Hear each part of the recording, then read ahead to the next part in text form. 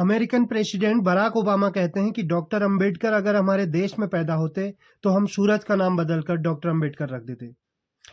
इस बात में कितनी गहराई है, ये अपने आप में बड़ी बात है और देशवासियों के लिए एक गौरव का विषय है। विश्व रत्न बोधिसत्व बाबा साहेब डॉक्टर भीमराव अंबेडकर पर कुछ बात करूंगा। इस दुनिया पर उनका कितना प्रभाव रहा, सच कहूं तो सही मायने में भारत से कहीं ज्यादा उनका प्रभाव भारत के बाहर रहा है। 14 अप्रैल को बाबा साहब की जयंती मनाई जाती है, जो दुनिया के 100 से अधिक देशों में मनाई जाती है। दुनिया के किसी भी व्यक्ति के जन्मदिन को इतने बड़े स्तर पर नहीं मनाया जाता है। इस देश में जितना आदर और सम्मान उनको दिया जाना चाहिए उतना नहीं दिया जा रहा है। देश के लोगों के दिलों में उनके लिए नफरत पैदा कर दी गई है, इतनी नफरत कि उनकी मूर्तियों को तोड़ा जा रहा है। सोशल मीडिया पर उनको अपमानित किया जा रहा है।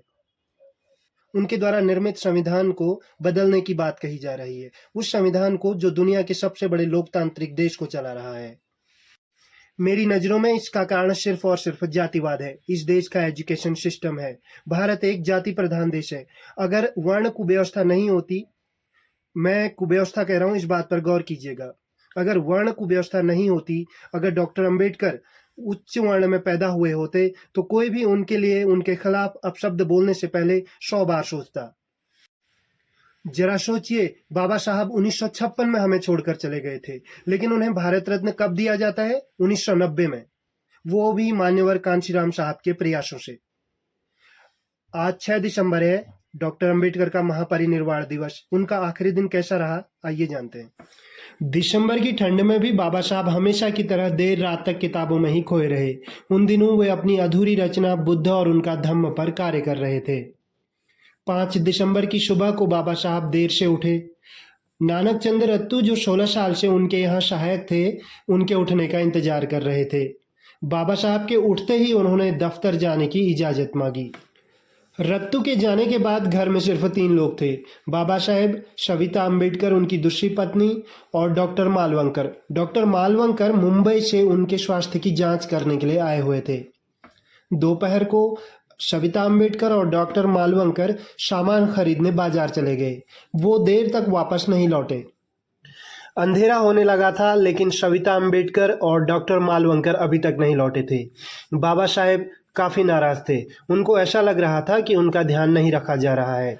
बाबा साहेब ने रत्तू को टाइपराइटर पर कुछ काम दिया था। रत्तू वो काम करके भी घर को जाने लगे थे। तभी सविता अम्बेडकर और डॉक्टर मालवंकर घर पहुंचे। बाबा साहेब काफ़ी गुस्से में थे। सविता अम्बेडकर का डर का ठिकाना नहीं था। वे बाबा साहब के सामने जाने से घबरा रही थी। बाबा साहब ने गुस्से में सविता अम्बेडकर को भी कुछ कड़े शब्द बोल दिए थे। रात 8 बजे के करीब जैन प्रतिनिधियों का एक मंडल बाबा साहब से मिलने आया। ये मुलाकात पहले से तय थी। बाबा साहब इनसे मिलने की हालत में कतई नहीं थे, क्योंकि ये लोग घर आ चुके थे, इसलिए बाबा साहब को इनसे मिलना पड़ा। 8:20 पर बाबा साहब रत्तू के कंधे पर हाथ रखकर बाथरूम गए। बाथरूम से लौटने के बाद कुछ देर तक आंखें बंद कर बाबा साहब सोफे पर बैठे रहे। वह काफ़ी थकान महसूस कर रहे थे।